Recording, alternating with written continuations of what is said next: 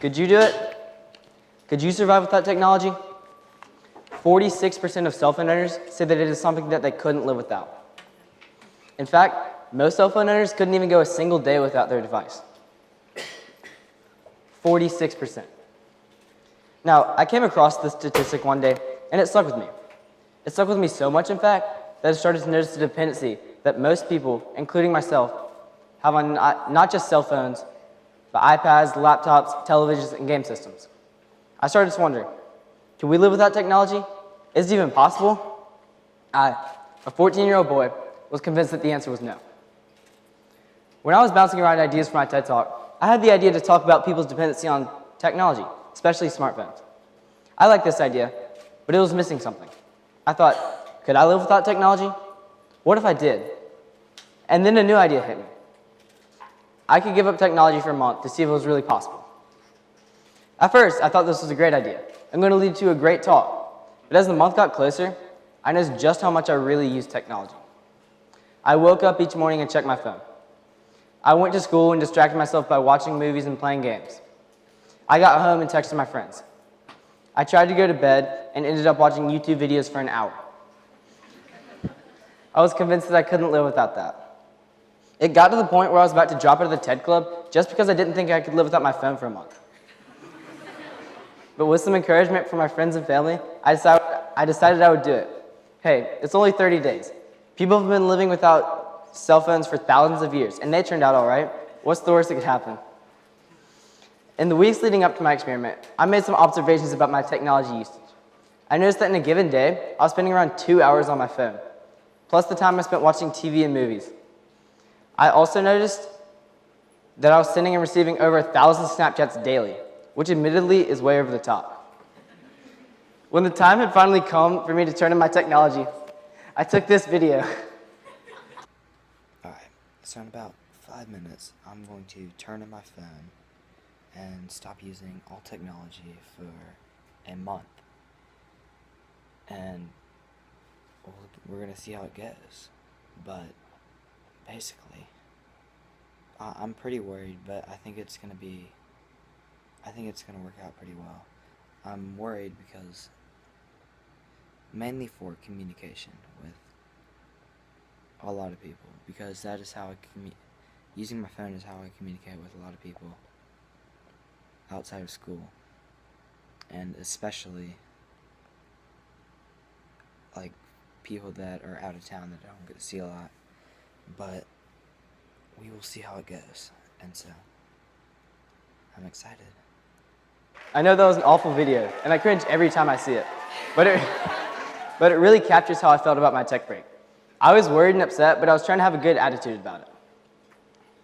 All right, it had started. The realization hit hard. My phone was gone. My TV was gone. My Xbox was gone. Everything was gone. On the very first day of not having access to technology, I instantly noticed the effects. The band I'm in had a performance, and my parents dropped me off. And as usual, we didn't have a plan for when I'd be picked up. The event was supposed to last for a few hours, and after my band played, I went to a friend's house to live nearby. My parents had no idea where I was, and they eventually had to text a bandmate to ask where I was. When I got home, we instantly established this as cheating, and we realized that we would have to plan ahead for the next month. My spontaneous life was gone. When I got home that night, a Saturday night, by the way, I was at a loss of what to do. I found myself bored out of my mind. I hadn't made any plans with any of my friends, and I couldn't text anybody to see if anybody wanted to hang out. I ended up playing guitar for a few hours and going to bed early, both of which are great and all, but I'd really gotten used to having fun with my friends on Saturday nights, and maybe even doing a few things my parents wouldn't approve of. Day one was done. Over the next month, I took notes in a journal about my experience, and here are some of the highlights.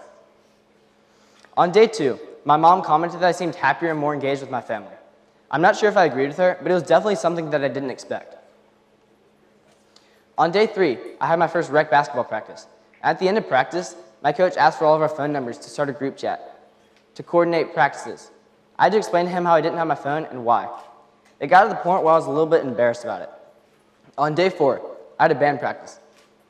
And since I didn't have my phone, I had to plan out the logistics of time and place with my bandmates at school. Only 2 of the 5 people showed up, and I couldn't even text them to remind them about the practice. Also on day 5, I started a pattern of fitness-related activities by going on a run and lifting weights. This kept going throughout the month. Can't you tell?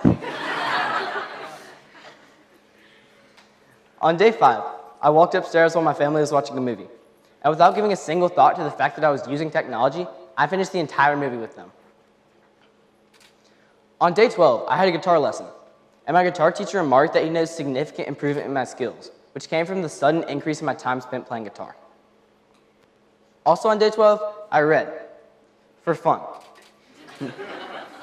Now, I hate to admit it, as I used to be an avid reader, but as I got older, I stopped reading, and it has probably been at least 3 years since I read a book purely for fun. That was a big step. On day 17, I finished writing a song, so I recorded it. I can say with 100% certainty that if I had had my phone as a distraction, I wouldn't have recorded that song, nor would I have spent so much time trying to make it sound so good.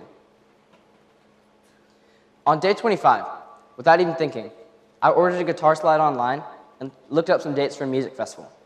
This simple slip-up just goes to show how easy it is to use technology without even thinking about it. On day 26, I had some free time after an English test, and instead of watching a movie or playing some games on my laptop like I normally would have done, I finished up some math homework that was due the next day. On day 27, I was at my friend's house, and my dad sent my brother up on his bike to bring me home. When I got home, my dad wanted me to stay and have some quality time with the family. Well, you know what this quality time turned into? A few minutes later, I looked around and noticed that my whole family was looking at their phones. And I made a comment about not seeing the point in having quality time if everyone was just going to stare at their phones the whole time. On day 29, I realized that I had miscalculated the days by 1, and I still had to go another day without my precious technology. It was almost torture, but I'd come this far and I wasn't going to give up now. The night before I got my phone back, I was thrilled. I couldn't wait to sit down and catch up with some friends who lived out of town, or just to watch some TV again. Honestly though, when I finally did get my phone back, it was somewhat of a letdown. Don't get me wrong, I really did enjoy having technology back, but I just wasn't as fulfilled as I was before. Alright, let's go over the main things that I gained during my tech break, and the main things that I lost. What did I lose? I lost my ability to be a spontaneous planner. I had no idea what he would do over the weekend until 4:15 on a Friday. I lost entertainment, such as binge watching a TV show or playing video games for countless hours until my parents told me to stop. I lost my ability to call, text, and Snapchat my friends, over planning or just to talk. I lost all these things, but what did I gain? I improved on guitar greatly. I was more present in my relationships with my friends and family. I spent more time outside and with my brothers, and I got in better shape. I don't know. I don't think that either the benefits or the drawbacks massively outweigh each other. I believe that these devices are good, but we cannot let ourselves get addicted to them, as many people, including myself, have. Now, my message for you guys is not to take your phones, technology, and throw them all away. Far from it, actually. I just want the world to learn moderation of their technology use. These devices are definitely good and useful in some areas, and even if they weren't, they will still be here to stay. I just want you to stop every once in a while and think to yourself, is this really how I want to be spending my time? And if not, how can I be spending my time better? Remember on day 5 when I accidentally watched that movie? I believe that this was worth my time, because of the quality time that I spent just sitting down with my family.